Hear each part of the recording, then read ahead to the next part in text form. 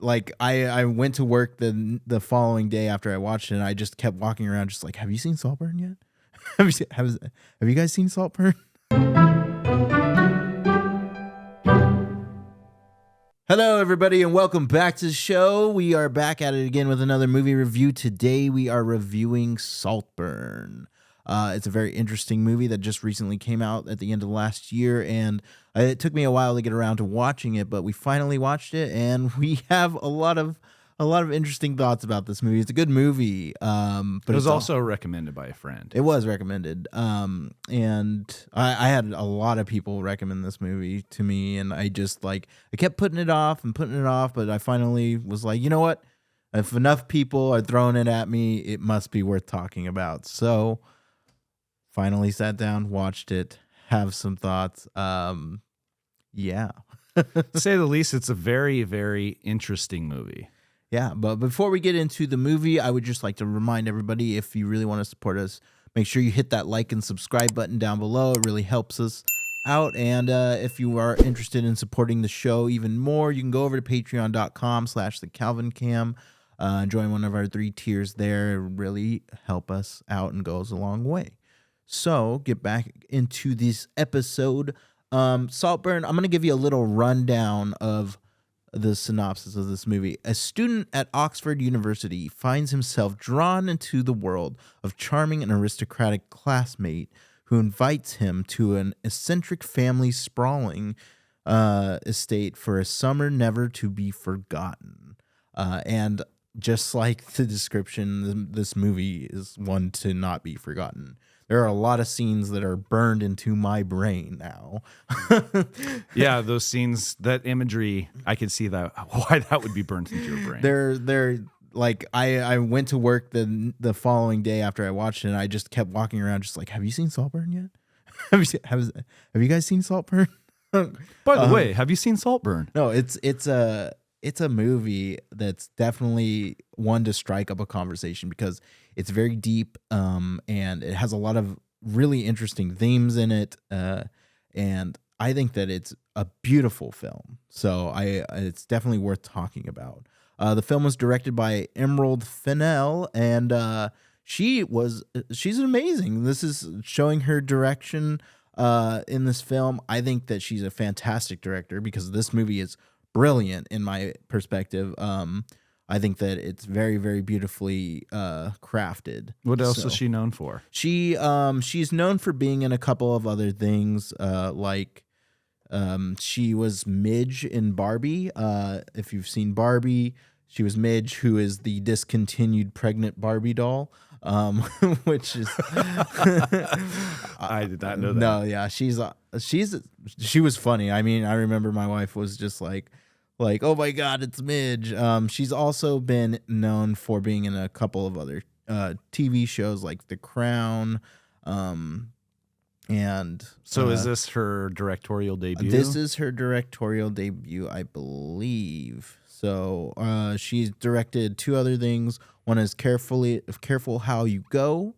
It's a short film that came out in 2018, and then she directed A Promising Young Woman, which came out in 2020. So this was, I'd say, her first big smash hit, considering this is up for Oscar nominations. So okay, I've seen Promising Young Woman.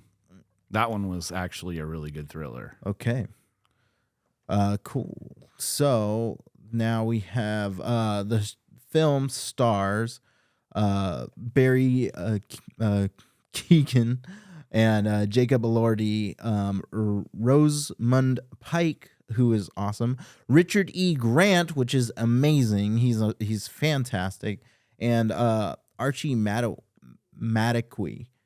I probably said his name wrong, but you may know a lot of these actors. Of course, Barry, he was in Dunkirk. He was in The Batman as the Joker at the very, very end. Spoiler alert.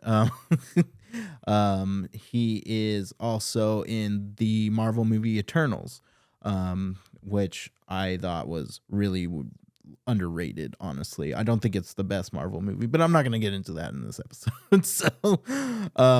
But we also have Jacob Elordi. You may know him from Euphoria, and Priscilla. So I think that he also did a fantastic job in this role as Felix Catton. And I think that Archie, you may know from the more recent successful sleeper hit, Gran Turismo, which was fantastic. If you haven't seen that movie, I highly recommend that movie. That was one of the best movies that I saw last year. Surprisingly, like it's just a big surprise for me. So, isn't that the movie with David Harbour and Orlando Bloom? Orlando Bloom. That's right. Yeah. So good. It's a great movie, sleeper hit. And of course, Rosamund Pike, who we all know. From Doom. She's from The World's End. Yeah. She's in the newest Wheel of Time show, the Amazon show about the Robert Jordan fantasy world. So she's great.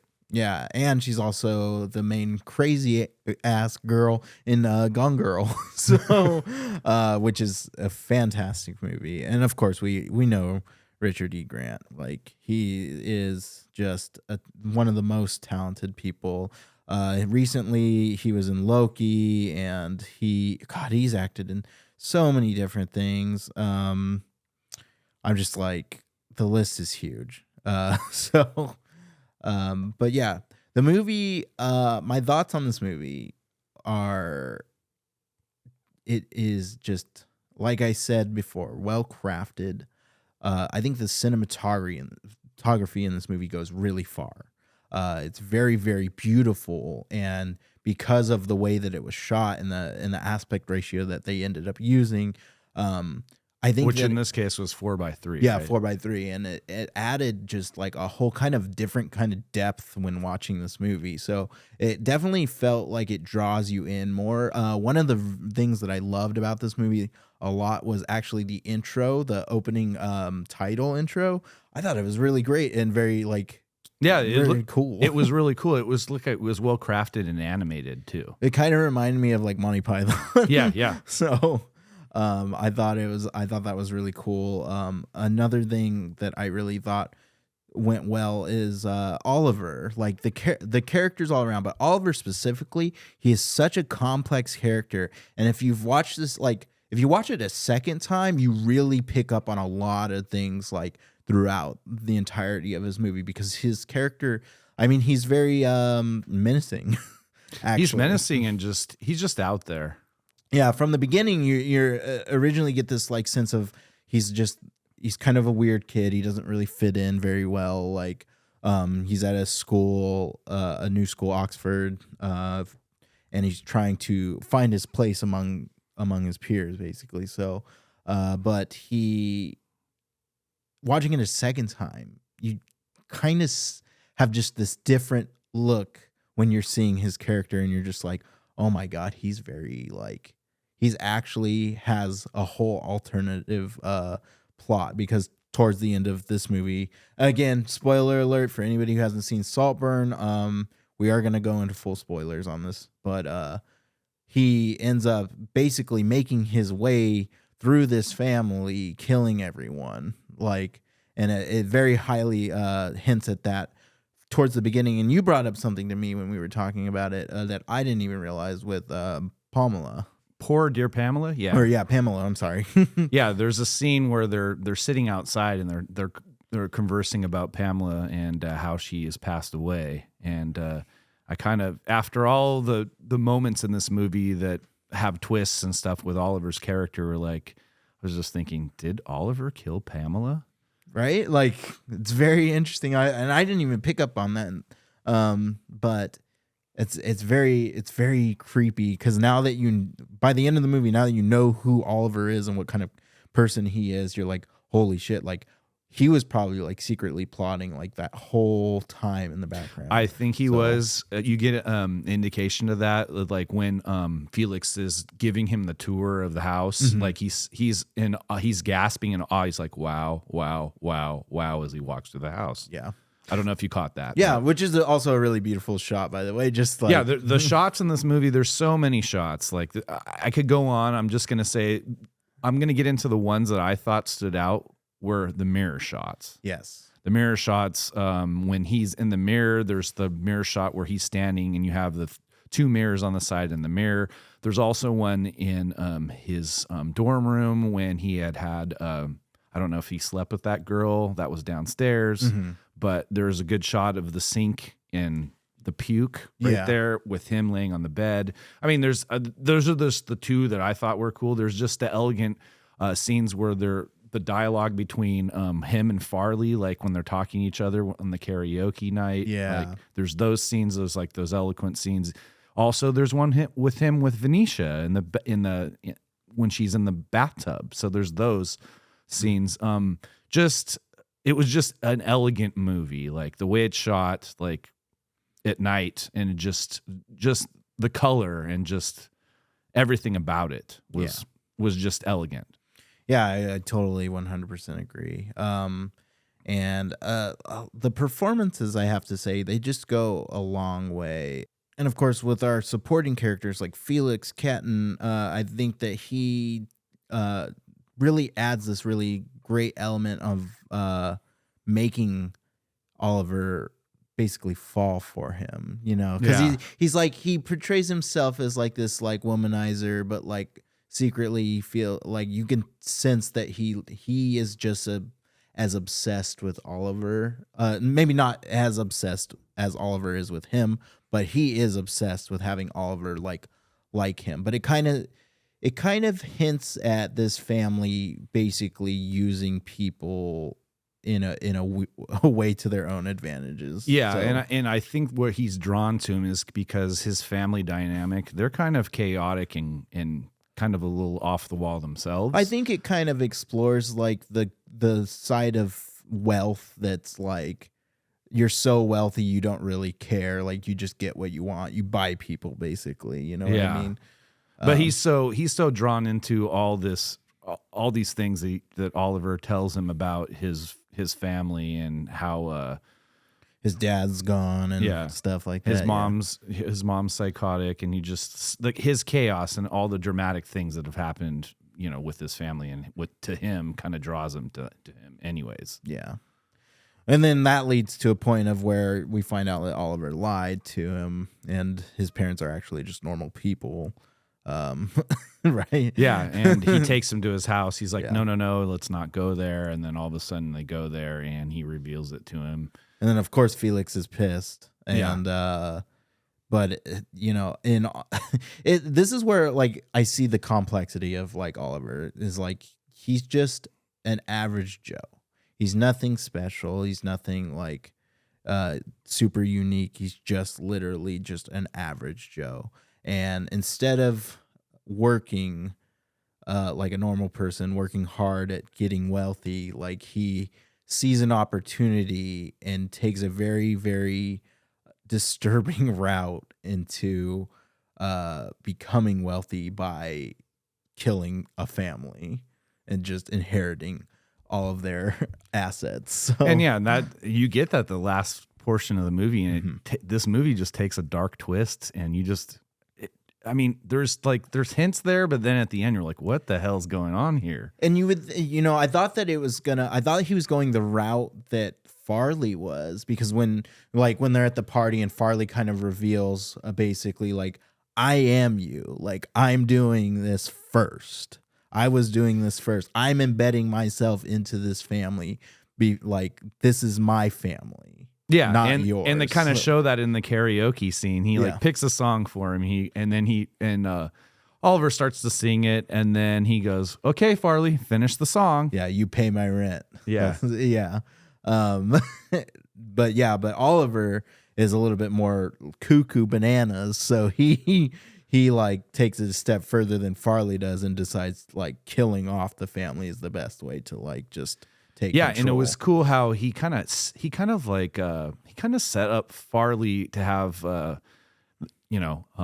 Felix's parents and Venetia's parents like kick him out, like get him out of here. And like, but we don't really know what happens to Farley though. That's the thing. No, we don't see that actually. So we do see all the twists in it, like how he set Felix up by popping his tire and his bike. Yes, that was a cool reveal. Yeah, I thought that was cool. I'm like, what the hell? Yeah, he was street smart, man. Yeah, he was. So, And that was really great to see that unfold too. It was really weird. Like he had a family tradition about skipping the rocks, and he had taken all of the rocks out of the water and had them all set up by that little. What was that? What is that thing that had like a? It was kind of a family armature. It was kind of like a puppet show thing that you press the button. It was kind of, I don't know what those are called, but know. it was just how creepy and sinister how he had all their names lined up for each one of them at the end. Yeah.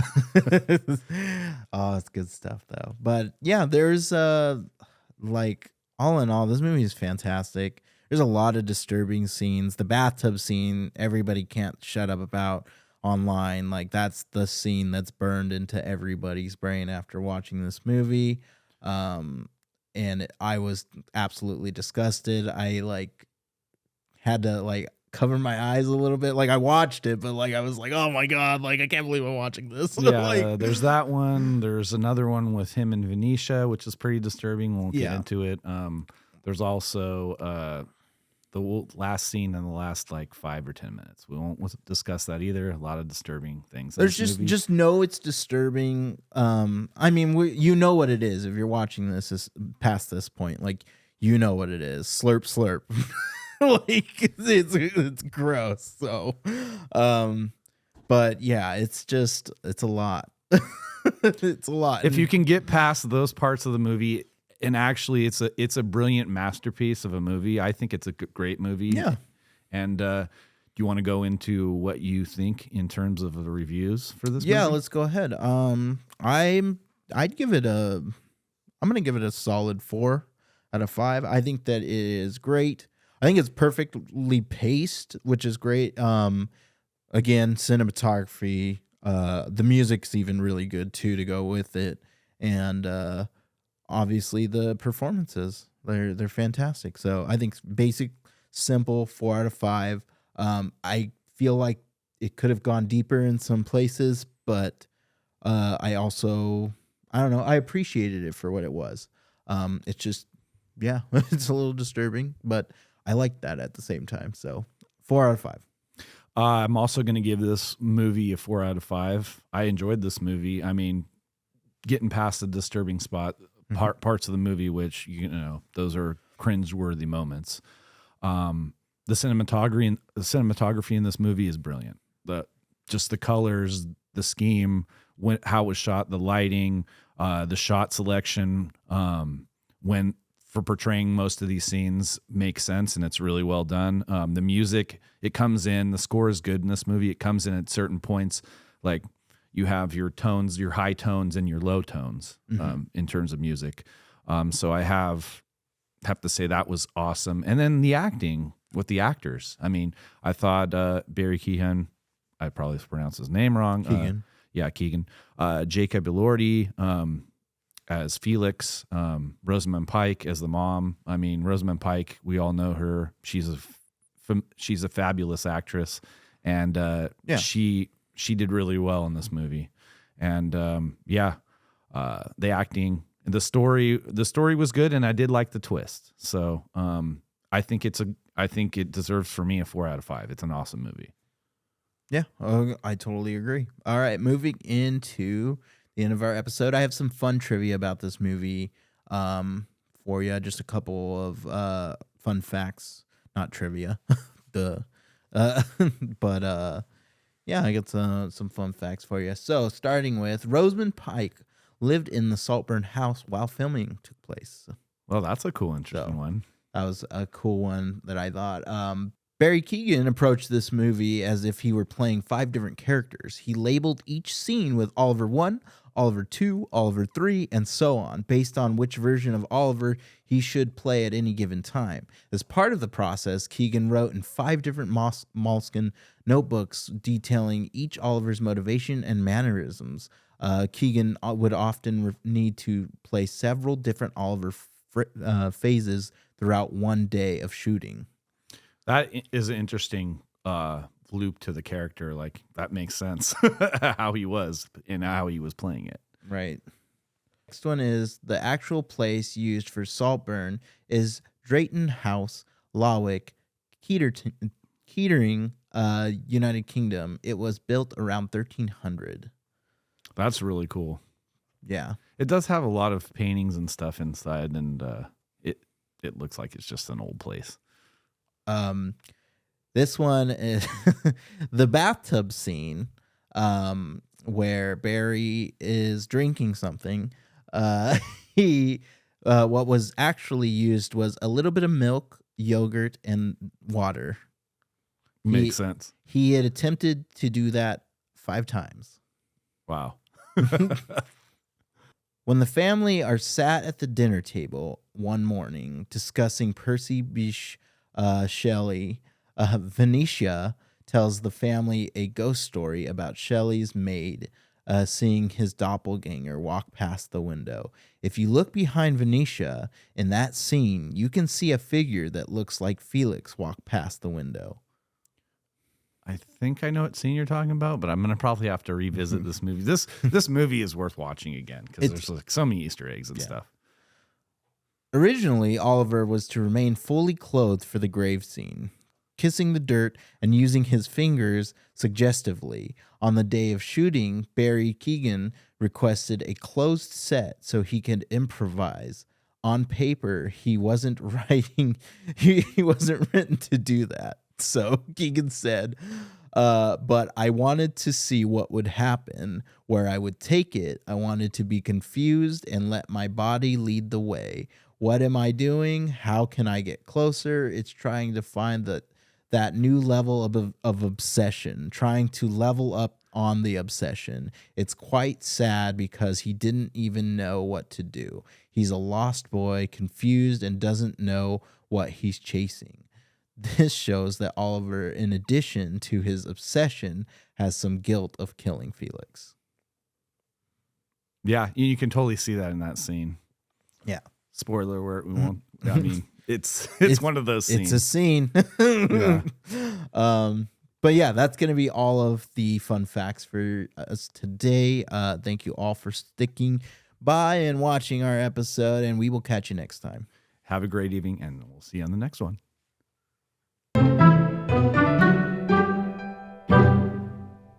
Thank you all so much for tuning into the Calvin Cam podcast. We appreciate you all so very, very much. And, you know, if you like us, hit that like and subscribe button down below. It really helps us out, as well as you can go over to our social media platforms like Instagram or X and follow us over there. We like to communicate and build our community up, as well as you could also go to patreon.com/thecalvincam and join one of our 3 tiers that we offer. We offer a couple of different benefits per tier, and it's good stuff, and it would really, really help us, and we'd really appreciate it, of course. So thank you all so much for tuning in, and we'll catch you later.